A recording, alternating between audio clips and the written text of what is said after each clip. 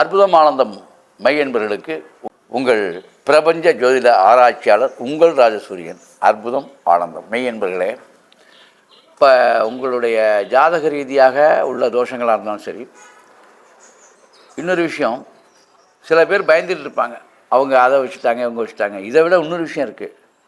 இந்த பித்ருகர்மானு ஜாதகத்தில் ஒன்று வரும். நமக்கு நல்லது தான் செஞ்சுட்ருப்போம், ஆனால் கெடுதலாகவே வந்துகிட்டு இருக்கோம். அது ஒரு விஷயம் இருக்குது. சில பேர் பாவங்க ரொம்ப பட்ட காலிலே படும், சுற்று இடத்துலேயே சுடும்பாங்க. இதெல்லாம் வாழ்க்கையில் நிறைய குடும்பங்களுக்கு நடந்துகிட்டு இருக்கு. அதனால் விரக்தியின் உச்சத்தில் இருக்கவங்களும் இருக்கீங்க. கடன் அடைபடாமையே இருக்கும், அதுக்கான வழியே பிறக்காமல் இருக்கும். இப்படி பல கஷ்டங்கள். அதே மாதிரி மருத்துவம் செலவு பண்ணியே ஓஞ்சம்னு இருக்கும். இவ்வளோ இந்த மாதிரி வர்ற சில சிக்கல்லாம் இருக்குது.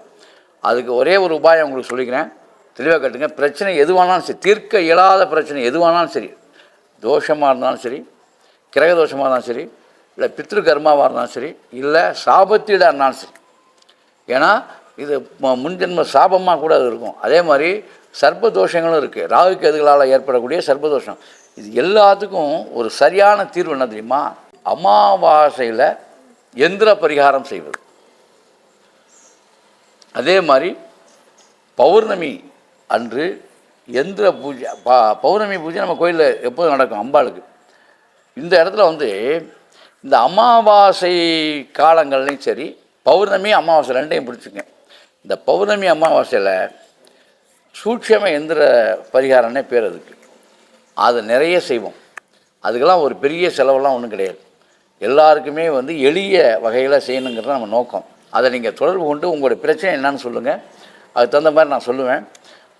ஆனால் என்னன்னு கேட்டால், இந்த ஆலயத்தில் வச்சு பண்ணுறது மிக பெரும் சிறப்பாகவும் ரொம்ப எளிய முறையில் அந்த பிரச்சனை மீண்டு ஒரு அதாவது செய்து 30 நாள்லே 30 இரவு, அதுக்குள்ளே 30ஆவது நாள் 31ஆவது நாள்லேருந்து மாற்றங்கள் உங்களுக்கு தெரியும். ஒரே மாதத்தில் மாற்றம் தெரியும். அப்படிப்பட்ட ஒரு அற்புதமான ஒரு விஷயத்தை சித்தர்கள் சொல்லியிருக்காங்க. அது இந்த கோயிலில் நம்முடைய இந்த திருச்சி மாவட்டம் மணப்பாறை வட்டம் பொன்முச்சந்தி விஷ்ணு துர்கா ஆலயத்தில் நாங்கள் இதை செய்கிறதுல ரொம்ப மகிழ்ச்சி பெறுறோம். ஏன்னா இது அம்மனுடைய உத்தரவு.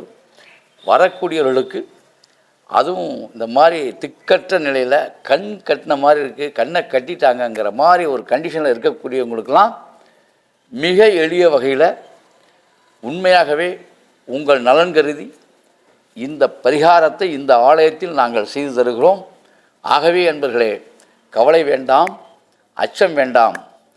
ஓம் ஸ்ரீ ஹரி பிரம்மசிவஸ்ரீ விஷ்ணு துர்காயினி மகா ஓம் என்ற அம்மனை வணங்கி நீங்கள் ஆலயம் பாருங்கள்.